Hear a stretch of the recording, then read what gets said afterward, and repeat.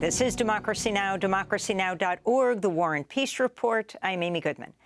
Ahead of a major March Sunday in New York City to escalate the fight to end fossil fuels, hundreds of climate activists blocked the entrances to Citibank's headquarters in Manhattan Thursday as part of a push to end financing for the fossil fuel industry. At least 25 people were arrested, including Alec Connon, co-director of Stop the Money Pipeline. He spoke to Democracy Now! After his release.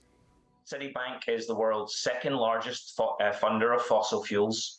Since the Paris Agreement was signed 7 years ago, which was supposed to be a pivotal turning point in the climate story, Citibank has loaned more than $332 billion to the coal, oil, and gas companies that are fueling the climate crisis and fighting climate action at every turn.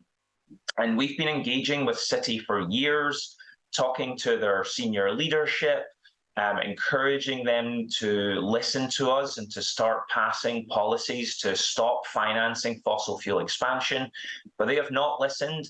And so today, we descended on their headquarters and we blocked 12 entrances to their headquarters and prevented many, many hundreds of their workers from being able to enter the building for an hour or 2 hours.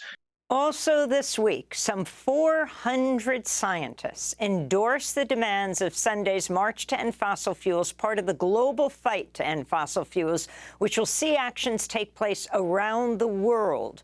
In an open letter to President Biden, they noted he had vowed to listen to the science in tackling the climate crisis, but, quote, "It's clear the crisis is spiraling out of control and the policies of your administration," they said, "with regard to fossil fuels fail to align with what the science tells us must happen to avert calamity," unquote. For more, we're joined by one of the signatories to this letter, Rose Abramoff. She's an earth scientist who was just arrested for chaining herself to a drill in order to shut down construction of the Mountain Valley Pipeline in West Virginia, which will carry 2 billion cubic feet of frack gas across Appalachia. This comes after she was fired in January from the Oak Ridge National Laboratory after urging other scientists to take action on climate change. Welcome back to Democracy Now!, Dr. Rose Abramoff. It's great to have you with us. If you can talk about 400 scientists have endorsed this march on Sunday, and this is kicking off a week of climate action. What your demands are and the significance of you all being scientists. Many other groups have also endorsed this march. Thank you for having me on, Amy. So this letter that some 400 scientists have signed is actually very simple. It's one of our shorter letters. It simply asks the Biden administration to meet the demands of the March to End Fossil Fuels, which are essentially to stop federal approval for new fossil fuel projects and repeal permits for major projects like the Willow Project and the Mountain Valley Pipeline, which I'm sure we'll talk about in a minute, to phase out fossil drilling on our public lands and waters, to declare a climate emergency, and to design an energy transition that protects workers' rights, which might relate to your earlier segment. And the reason why, we could get into the science of it, we don't actually spend a lot of time in this letter talking about how the continued use of fossil fuels puts us at greater risk of devastating heat and flooding, crop failure, climate migration. The message is very simple. We feel like the science has come to such a complete consensus, and we just want fossil fuels to stop. So you were arrested, Rose Abramoff, just a week ago when you joined, 4 other activists to block construction of the Mountain Valley Pipeline in West Virginia. This is one of the favorite projects of Joe Manchin, the most receives most oil and gas funding of any senator in the U.S. Congress. Can you talk about your action?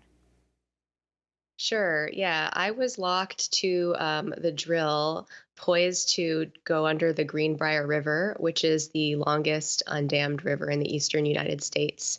A lot of this pipeline overlies this karst geology, which is a very kind of vulnerable and difficult substrate to drill through, and poses a lot of vulnerability for the local environment. And then, of course, we have the basic climate impact of the 90 or so million tons of carbon dioxide equivalent per year, which we can't afford if we want to meet our climate goals or come anywhere close to meeting our climate goals. And so I was locked on. There were actually 5 elder women who were part of the Rocking Chair Rebellion who were locked on or blocking with me. And, we all felt that this pipeline is emblematic of the larger struggle to transition away from fossil fuels, that we're failing in that struggle right now. And Senator Manchin, as you said, the champion of the MVP, has received more money from methane gas pipelines than any other lawmaker. And so, there's really, it's really egregious that this is still happening. From a scientific perspective, it's a no-brainer that we shouldn't be expanding fossil fuels, full stop. You know, added to the carbon risk is really the cost to ratepayers and taxpayers, because this needs to become a stranded asset if we're ever going to meet our climate goals. So, this pipeline, which is being built now, really can't and shouldn't be put into service. I mean, West Virginia Senator Joe Manchin recently went to the construction site to speak about how the project is on track, will provide jobs. The company says it wants to finish construction to restore the environment. Your response to these kinds of statements? Right. Well, I don't think that it's at all accurate to say that building this pipeline will restore the environment. I think it'll do exactly the opposite. And what's left of this pipeline now is still hundreds of water crossings, which are in the sort of riskiest types of construction for the local environment. And then, of course, there's the emissions burden of this pipeline, which I think is fairly obviously a negative impact on the environment. Locals don't want this pipeline. The resistance to this pipeline is primarily local, and it's also been primarily very effective. I sort of find it heartening that this pipeline is 6 years behind schedule and billions of dollars over budget, in part because of these, small locally organized actions, such as the one that we participated in. I wanted to ask you about one of our news headlines today. We talked about the internal documents from Exxon revealing that executives, including Trump's former Secretary of State, Rex Tillerson, who was the former CEO of Exxon, secretly worked to sow doubt about the severity of climate change, even as Exxon publicly acknowledged the link between fossil fuels and the climate crisis. He would go on to become Secretary of State. The Wall Street Journal reports between 2006 and 16, Exxon executives in their internal communications attempted to push back against the notion that humans needed to curtail oil and gas use to help the planet. If you can respond to this. Sure. First of all, I find it pretty astounding that this article came out in the Wall Street Journal. I'm actually quite heartened that the notoriously business-focused readership of the Wall Street Journal is interested in Exxon's basically decades-long conspiracy to cover up the climate crisis. It makes me feel like we're making some progress and moving towards this shared sense of reality, at least of what Exxon's intentions are. And yeah, secondly, I don't at all find it shocking that Exxon's continuing to downplay climate change as late as this last decade. In fact, I would argue that if you did another expose in 10 or so years of communications that are happening right now at these companies, you would find a continued, utter lack of intention to transition their energy holdings. And so, this to me is just like one more line of evidence. There was a study earlier this year in the journal Science that showed that Exxon's internal climate models in the 70s were as accurate as anyone else's in the scientific community at that time. And yet, they continued to fund misinformation think tanks and as this article says, never publicly acknowledged climate change until the mid-2000s.